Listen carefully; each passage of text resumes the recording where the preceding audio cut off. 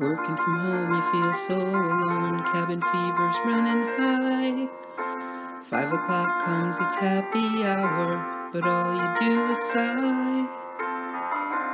When the cocktail hit the spot, it's time to just relax, mix up a bit of history. Go ahead, put the kids to bed, and please drink responsibly. Join me for happy hour history.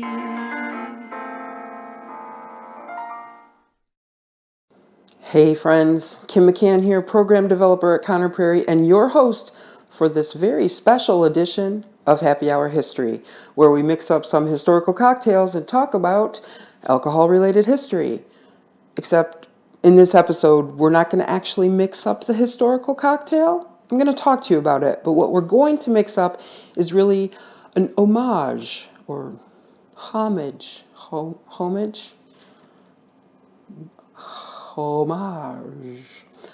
a nod to a historical cocktail. Just about 2 weeks ago, we found ourselves in the middle of a snowpocalypse, and this week the weather has been gorgeous. Temperatures soaring into the mid-40s during the day, and you know what that means? It's shorts weather in Indiana. Now, of course, not all of us are breaking out our tank top collection, but that promise of spring is in the air, and that's pretty exciting. So this beverage that we're making today, should I tell you what it is?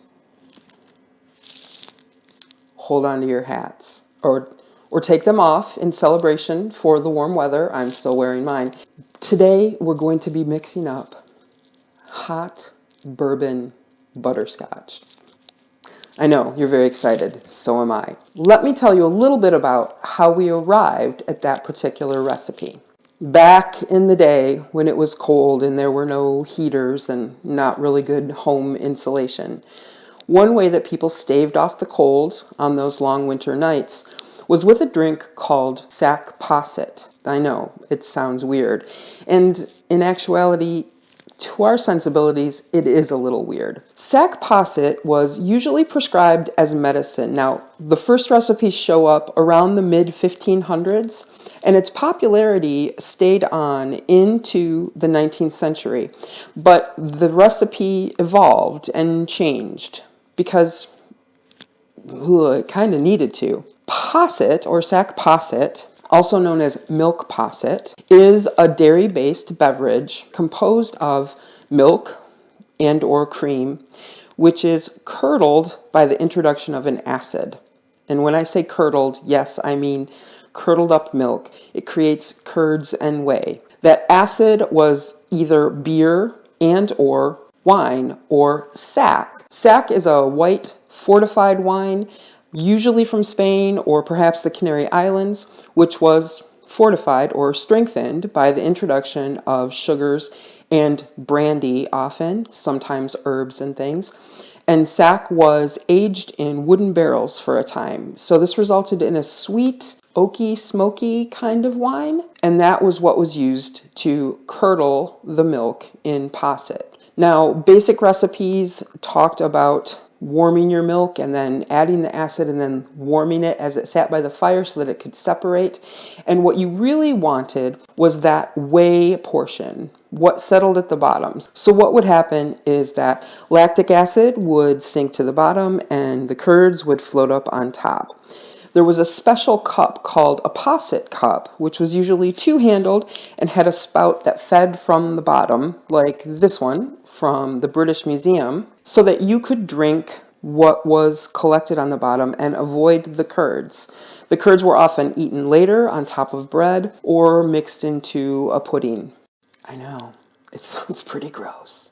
My absolute all-time favorite recipe for posset comes from a pamphlet that was published in the 1600s. The title of it is From the Closet of Sir Kenelm Digby Opened. Sir Digby was an interesting character.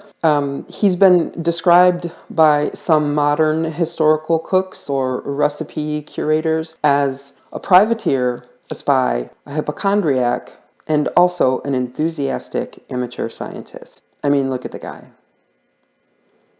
This particular recipe is My Lord of Carlisle's sack posset. Take a pottle of cream and boil it in a little whole cinnamon and 3 or 4 flakes of mace. To this proportion of cream put in 18 yolks of eggs and 8 of the whites. A pint of sack. Beat your eggs very well and then mingle them with your sack. I say sack a lot in this recipe. Put in 3/4 of a pound of sugar into the wine and eggs with a nutmeg grated and a little beaten cinnamon. Set the basin on the fire with the wine and eggs and let it be hot. I mean, let it, if it wants to. Let it be hot. Then put in the cream boiling from the fire. Pour it on high, but stir it not. Cover it with a dish, and when it is settled, strew on the top a little fine sugar mingled with 3 grains of ambergris and 1 grain of musk, and serve it up. Yup. He's topping that drink with ambergris.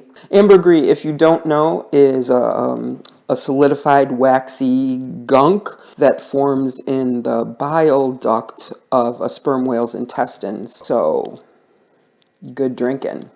Now, as I mentioned before, that separation of curds and whey when acid is introduced into the milk, that was really important in the evolution of this recipe. As time went by, I think people's sensibilities changed and their tastes changed a bit. And so what started to happen was this careful mixing of the acid and the milk so that it didn't curdle. And eventually, where we arrive in the early 19th century is at a slightly boozy, warm, creamy drink, not unlike eggnog, but warm. So you can understand why that would be a nice nightcap or just a drink to enjoy while there's a chill in the air. Now that evolution, that brings us to today's recipe. What we're going to need for our recipe today are a few simple ingredients that you probably have on hand. If not, it's a quick trip to the grocery store. We're going to be using bourbon, of course, it's in the title, brown sugar. Now the store didn't have dark brown sugar when I went there, so I'm using light brown sugar with the addition of some molasses. We're going to need butter. You can use salted or unsalted, heavy whipping cream, milk, and some extra salt.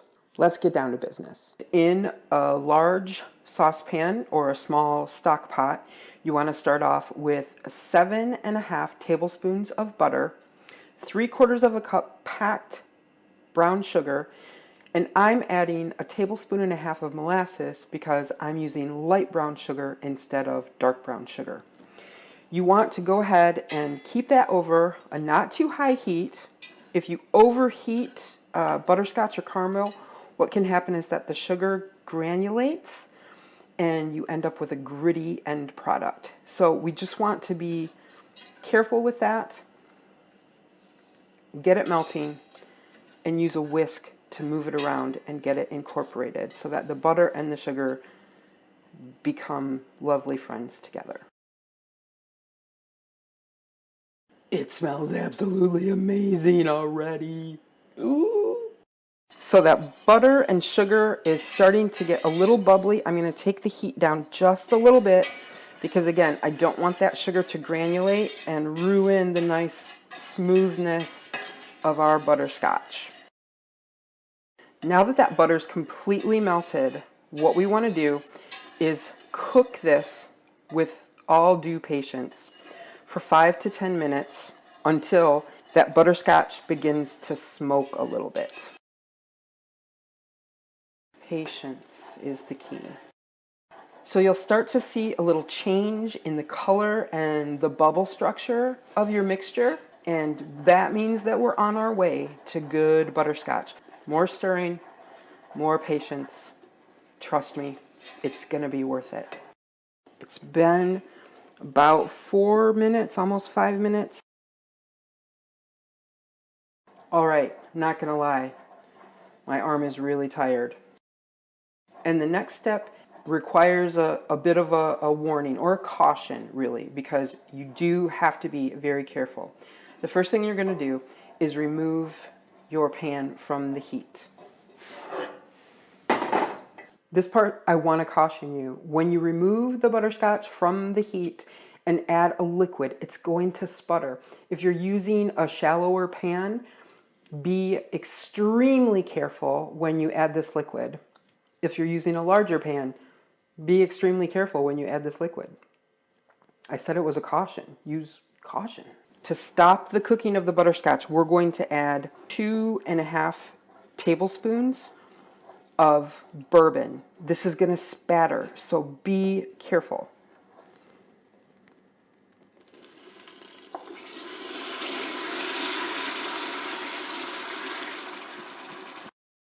So you'll see that the alcohol seizes it up just a little bit, and then it smooths right out, and oh my gosh, that is gorgeous. But we're not done yet.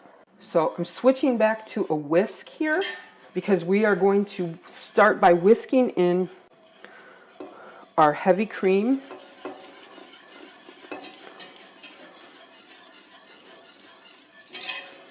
That's 4.5 tablespoons of that.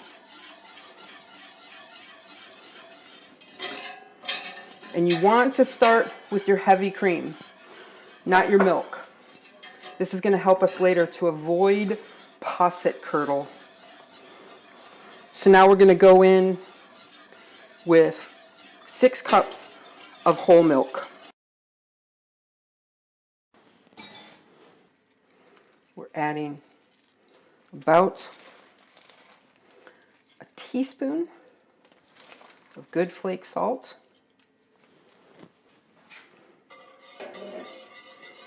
And then what we've all been waiting for, the addition of bourbon.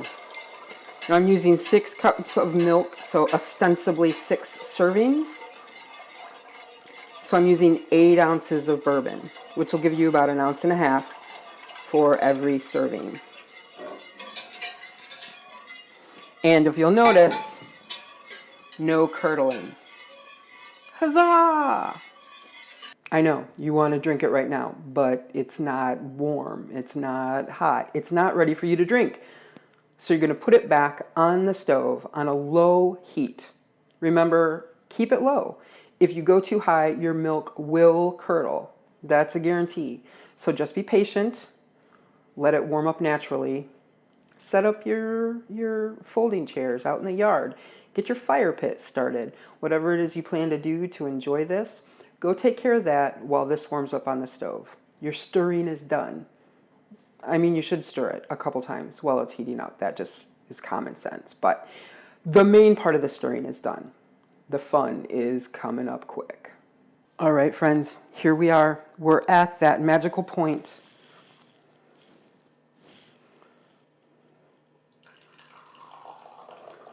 Look at that beautiful brown bourbony deliciousness. I used Hotel Tango bourbon in my butterscotch. You can use whatever bourbon you'd like, but I like their product. As you can see, I've used all of it. It's time for me to go get some more. But right now, I'm going to take this mug and go watch the sunset. A lot of hard work, but it's going to pay off right now.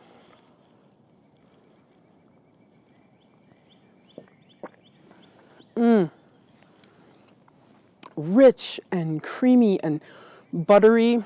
All the bitter taste from all that stirring and patience, that's right there, tempered with the sugar and the butter.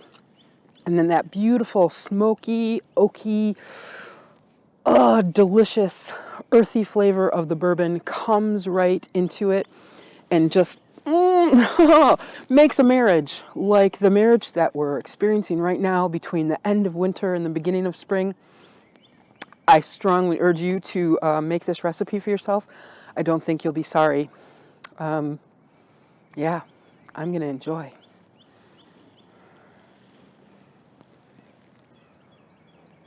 By the way, full disclosure, I'm not actually watching the sunset. I shot this really early in the morning, so this is actually the sunrise. But this is also actually really delicious. So